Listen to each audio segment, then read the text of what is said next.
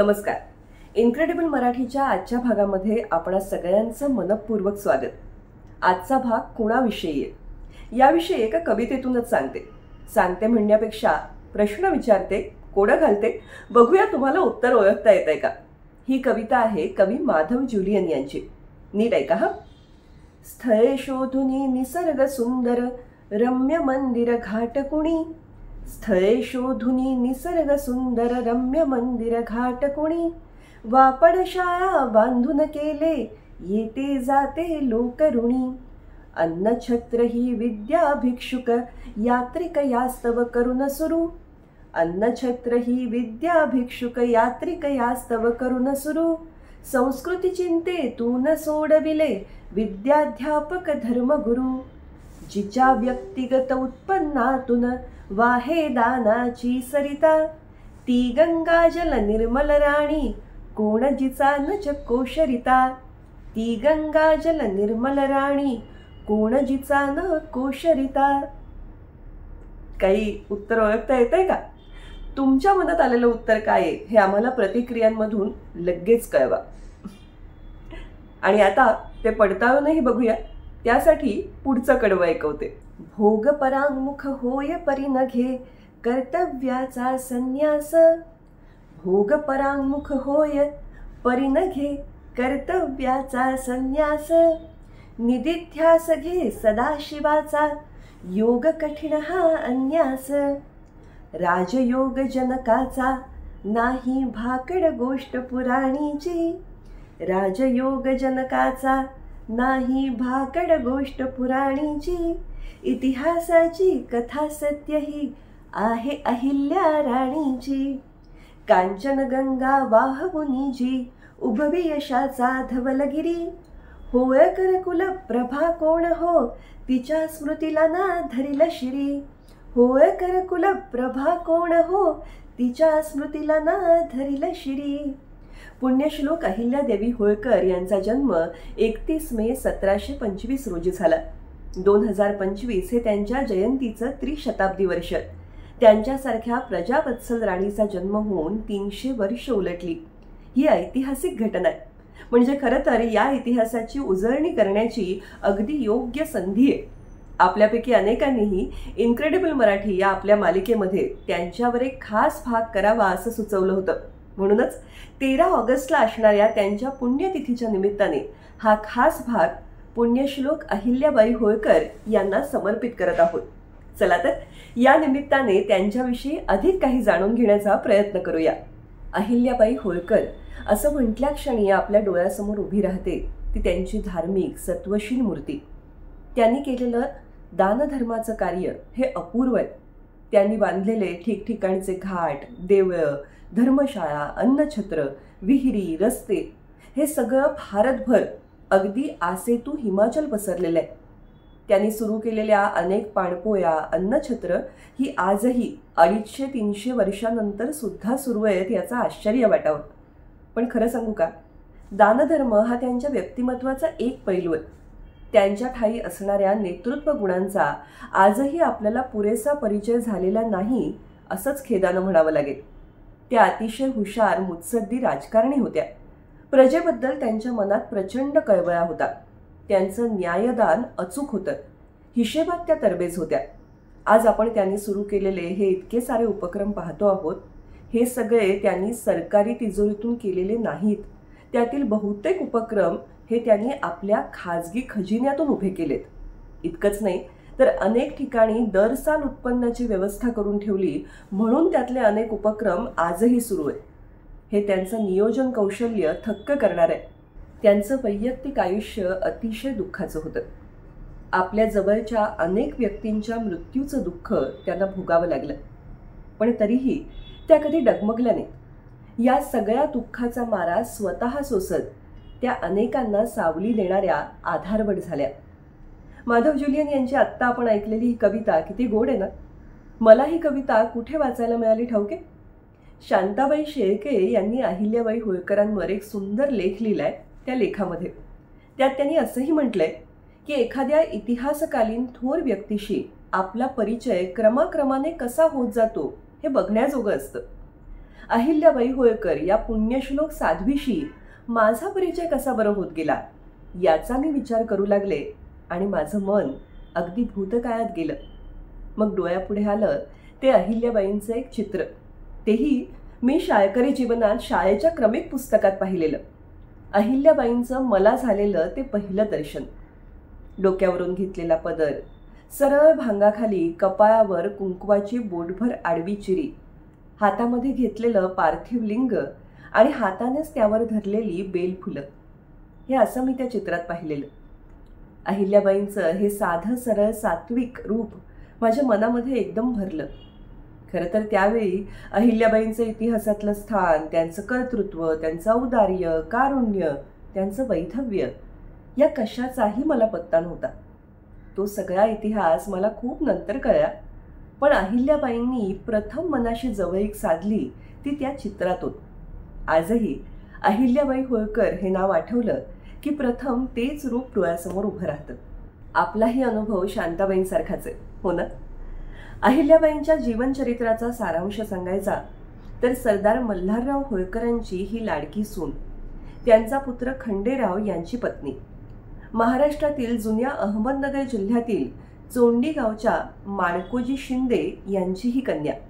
आता अहमदनगरचं नाव बदलून अहिल्यानगर करण्यात आलंय, हे तुम्हाला माहीत असेलच. अहिल्याबाई दिसायला तशा 4 चौघींसारख्याच होत्या, पण गुणांचं तेज त्यांच्या चेहऱ्यावर दिसत असे. त्यांची आणि मल्हारराव होळकर यांची योगायोगाने भेट झाली, पण मल्हाररावांनी त्यांच्यातील गुण हेरले. तो प्रसंग असा सांगतात की छोटी अहिल्या वायूच्या शिवपिंडी करण्याच्या खेळात रमली होती. बरोबर तिच्या काही मैत्रिणी होत्या आणि अचानक त्यांच्या दिशेने प्रचंड वेगाने घोडे येऊ लागले. सगळ्या मुली घाबरून गेल्या. आपला खेळ तसाच सोडून त्या पळाल्या. छोटी अहिल्या मात्र तिथेच त्या शिवपिंडींवर आपलं अंग टाकून त्यांचं रक्षण करत आडवी झाले. घोड्यावर मल्हारराव होळकर होते. मुलींना पाहताच त्यांनी घोडे आवरले, पण या मुलीला त्यांनी विचारलं, तू का पळाली नाहीस? तेव्हा ती म्हणाली, जे आपण घडवलं त्याचं रक्षण करावं असं वडीलधारे सांगतात. मी घडवलेल्या या शिवपिंडी आहेत, म्हणून त्यांना वाचवण्यासाठी मी अंग झोकून दिलं, त्यांचं रक्षण केलं. माझं काही चुकलं का? आपण मांडलेल्या पूजेचं रक्षण व्हावं यासाठी स्वतःचा जीव धोक्यात घालणारी मुलगी उद्या प्रजेचं रक्षण व्हावं म्हणूनही आपलं सर्वस्व पणाला लावेल हा अंदाज बांधून मल्हारराव होळकरांनी त्यांना सून करून घेतलं. त्यांचा मुलगा खंडेराव हा व्यसनी, बेजबाबदार, सून मात्र सुशिक्षित, हुशार आणि कर्तव्यदक्ष, उपजतच राजकारणाची जाण असणारी. मल्हारराव होळकरांनी त्यांनाच आपल्या पुत्राच्या ठाई मानलं. नवरा व्यसनी खरा, पण बायको समोर असताना तिचा अपमान करण्याची त्याची हिंमत कधी झाली नाही, इतक्या त्या कर्तृत्ववान होत्या. त्यांच्या नशिबी संसार सुखचं नव्हतंच. खंडेराव फार लवकर युद्धात कामी आले. त्यावेळच्या प्रथेप्रमाणे त्या सती जायला निघाल्या, पण मल्हारराव होळकरांनी त्यांना रोखलं. ते म्हणाले, माझा मुलगा गेला हे दुःख मी पचवतो आहे, पण तू गेलीस तर ते दुःख मी नाही सहन करू शकणार. आजपासून तू माझी सून नाही, तू माझा मुलगा आहेस. असे सासरे आणि अशी सून पुन्हा होणं नाही. खरं तर खंडेरावांच्या निधनाआधीपासूनच अहिल्याबाई राज्यकारभार पाहत होत्या. मल्हारराव सतत मोहिमेवर असत. त्यावेळी राज्याच्या प्रशासनाची व्यवस्था त्या चोख पार पाडत. पुढे सासऱ्यांच्या पश्चात त्यांनी राज्यकारभाराची सर्व धुरा वाहिली. त्यांनी आपल्या मुलाच्या, जावयाच्या, लेकीच्या मृत्यूचंही दुःख पचवलं, पण आपल्या प्रजेवर आपल्या लेकरांप्रमाणे माया करायला त्या कधीच विसरल्या नाहीत. जसा शांताबाईंनी अहिल्याबाईंवर लेख लिहिलाय ना, तसाच दुर्गाबाई भागवतांनी सुद्धा अतिशय सुंदर लेख लिहिलाय आणि त्याचं शीर्षकच इतकं छान आहे, महेश्वरची महाश्वेता. त्यात दुर्गाबाई असं सांगतात की खरं तर रंगीबेरंगी महेश्वरी साड्या आपल्याला फुरळ घालतात खऱ्या, पण हा सगळा वस्त्रोद्योग उभा राहिला त्याच्या मुळाशी हे श्वेतवस्त्र आहे. अहिल्याबाई परिधान करायच्या ती पांढरी साडी आहे. दुर्गाबाई लिहितात, वैवाहिक बंधनाच्या पलीकडे जाऊन सामाजिक बंधन अधिक मानणारी, पददलितांना न्याय देणं हे आपलं सर्वश्रेष्ठ कर्तव्य मानणारी अशी दुसरी व्यक्ती आहेच कुठे? श्वेतवस्त्राची मिरास तिच्यासारखं दुसरं कोण राखू शकेल? अशी आहे ही महेश्वरची महाश्वेता. खरंच तिला आपण जितकं समजून घेत जाऊ ना तितकी ती आपल्याला अधिक थक्क करते. विधवा स्त्रीला दत्तक घेता आलं पाहिजे तो अधिकार तिला असावा असा ऐतिहासिक निर्णय अहिल्याबाईंनीच घेतला आणि अंमलातही आणला. त्यांच्या काळामध्ये भिल्लांच्या लूटमारीने सगळ्यांना हैराण केलं होतं. त्यांनी निष्कर्ष काय काढला की भिल्ल अशा पद्धतीची लूटमार का करतात, कारण भिल्लांना हजारो वर्षात कुठल्याही राज्य शासनाने किंवा राजाने अभय न दिल्यामुळे ते चोऱ्या आणि हत्या करतात. हा विचार त्यांनी पहिल्यांदा केला आणि भिल्लांचं हृदय परिवर्तन घडवून आणलं. जे भिल्ल भक्षक होते त्यांना रक्षकाच्या भूमिकेत आणलं. चोऱ्यामाऱ्यांचा उपद्रव होऊ नये म्हणून संस्थांच्या खर्चाने त्यांनी रस्ते मोठे केले, सुरक्षित केले. अहिल्याबाईंनी जवळजवळ 28 वर्ष राज्यकारभार केला. त्यावेळेस म्हणजे जेव्हा राज्यकारभार त्यांच्याकडे आला त्यांच्या हाती 16 लाखांची रोकड होती आणि 75 लाखाचा उत्पन्नाचा भाग होता. अगदी अल्पावधीत त्यांनी हे उत्पन्न कोटीच्या घरात नेलं. त्यांनी दानधर्मात खूप पैसा खर्च केला असा आरोप त्यांच्यावर कधी कधी केला जातो, पण तो टिकूच शकत नाही. कारण त्यांनी केलेला सगळा दानधर्म हा त्यांनी खाजगीतून केला आणि सरकारी पैशातून त्यांनी भक्कम फौज उभी केली, तोफखाने उभे केले, सैन्याच्या प्रशिक्षणासाठी इंग्रज अधिकारी देखील ठेवला. आर्थिक नियोजनात त्या आदर्श होत्या. आपल्या प्रजेवरती कराचा बोजा पडू नये यासाठी त्या दक्ष असत. म्हणूनच त्यांनी करपद्धती सौम्य केली. अडचणीच्या प्रसंगी त्या शेतकऱ्यांच्या पाठीशी उभ्या राहिल्या. आपल्याला धार्मिक अहिल्याबाई परिचयाच्या असतात, पण त्या रणरागिणीही होत्या हे अनेकदा आपल्याला ठाऊक नसतं. अहिल्याबाईंनी स्त्रियांची फौज उभी केली होती. अगदी बरोबर ऐकलं तुम्ही. त्यांनी स्त्रियांना प्रशिक्षित केलं होतं आणि त्यांच्याकडे स्त्रियांचं सैन्य, स्त्रियांची फौज होती. एकदा राघोबा दादांच्या संदर्भात घडलेला एक किस्सा ऐकण्यासारखा आहे. राघोबा दादांनी अहिल्याबाईंवर सैन्यासह चाल करून जायचं ठरवलं. तेव्हा अहिल्याबाईंनी त्यांना स्पष्ट निरोप पाठवला, हे बघा, मी आणि माझं स्त्रियांचं सैन्य तुमच्याशी लढण्यासाठी सज्ज आहोत, पण आपण एका स्त्रीबरोबर युद्ध करू नये. कारण मी तर बोलून चालून स्त्रीच.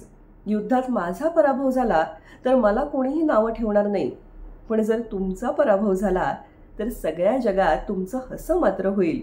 तेव्हा लढाईच्या भरीला न पडाल तरच बरं. या सडेतोड निरोपाने राघोबादादा वरमले आणि त्यांनी काय निरोप पाठवला ठाऊक आहे? ते म्हणाले, नाही नाही, तुमचा काहीतरी गैरसमज झाला, आम्ही तर आपल्या सांत्वनार्थ येत होतो. राघोबा दादांसारख्या मोडलेल्या राजकारणाला सुद्धा ही अशी माघार घ्यायला लावली त्यांनी. न्यायदानाच्या बाबतीतही त्यांची ख्याती होती. सर जॉन माल्कम असं लिहितात की अहिल्याबाईंसारखा न्यायाधीश पुन्हा होणं मुश्किल आहे. आणि आणखीन एक विशेष गोष्ट म्हणजे अहिल्याबाईंच्या राज्यात न्याय मागणाऱ्याला, ज्याला न्याय हवाय त्याला न्यायासाठी 1 पैसाही खर्च करावा लागत नसे. दारूबंदीचा पुरस्कार करणाऱ्या त्या बहुधा पहिल्याच राज्यकर्त्या होत्या. वृक्षारोपणास त्यांनी उत्तेजन दिलं. एक वृक्ष तोडणं म्हणजे एका जीवाची हत्या करणं हा विचार त्यांनी समाजात रूढ केला. पशु, पक्षी, मासे यांच्यासाठी सोयीसुविधा केल्या. मुक्या जनावरांवर त्यांचं फार प्रेम होतं. कविवर्य मोरोपंत, शाहीर अनंत फंदी यासारखे कितीतरी कवी, कीर्तनकार, विद्वान, कलावंत यांचा सत्कार केला. असं किती आणि काय काय सांगावं. जाता जाता एक छानशी गोष्ट मात्र नक्की सांगते. या गोष्टीचा उल्लेख दुर्गाबाई भागवतांनी सुद्धा आपल्या लेखात केला. आनंदीबाई म्हणजे राघोबा दादांच्या पत्नी, त्यांनी अहिल्याबाईंविषयी पुष्कळ काय काय ऐकलं होतं. सगळे पुरुष दरबारात त्यांच्यासमोर नमतं घेतात हेही त्यांना ठाऊक होतं. इतका जिचा मान आहे ती स्त्री दिसायला फार सुंदर असली पाहिजे असा आनंदीबाईंचा समज. म्हणून त्यांनी एका दासीला पाठवलं हे पाहायला की अहिल्याबाई किती सुंदर आहेत. दासीनं येऊन सांगितलं की तशा काही अहिल्याबाई फार दिसायला सुंदर वगैरे आहेत असं नाही, पोशाखही त्या साधाच करतात, पण हो त्यांच्या चेहऱ्यावर सात्विक अलौकिक तेज मात्र आहे. सौंदर्याची ही अशी नवी व्याख्या आनंदीबाईंना काही तेव्हा पटली नाही. पण पुढे काय झालं? याच आनंदीबाईंनी आपल्या पडत्या काळामध्ये अहिल्याबाईंना वसईहून एक पत्र लिहिलं. इंग्रजांच्या नादी लागू नका असं मी आमच्या मालकांना अनेकदा सांगितलं, पण त्यांनी माझं ऐकलं नाही. आता आम्ही नजर कैदेत आहोत. इंग्रजांचा आमच्यावर विश्वास नाही आणि आपले लोक आम्हाला विचारत नाहीत. मी आजारी आहे. औषध आणि कपडा यांना सुद्धा पैसे नाहीत.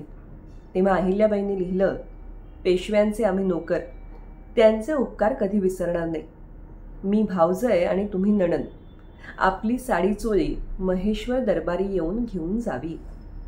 दुर्गाबाई म्हणतात, महेश्वरी साडीचं सार्थक हे की एका विधवा राणीने सधवा राजमातेला शेवटची तरतूद करून दिली, त्याबद्दल किंचितही गर्व न बाळगता. अहिल्याबाई होळकरांच्या अशा थक्क करणाऱ्या कथा सांगणारी कितीतरी पुस्तकं, कादंबऱ्या मराठीत उपलब्ध आहेत. विजया जहागीरदार, प्राध्यापक डॉक्टर राम इंगळे, देविदास पोटे अशा कितीतरी मातब्बर लेखकांनी या विषयावर काम केलंय, संशोधन केलंय आणि अतिशय सुंदर पुस्तकं तयार केली आहेत. सोबत अशा काही पुस्तकांचे संकेत दुवे देतो आहोत. मला वाटतं यातलं एखादं तरी पुस्तक तुम्ही नक्की वाचा.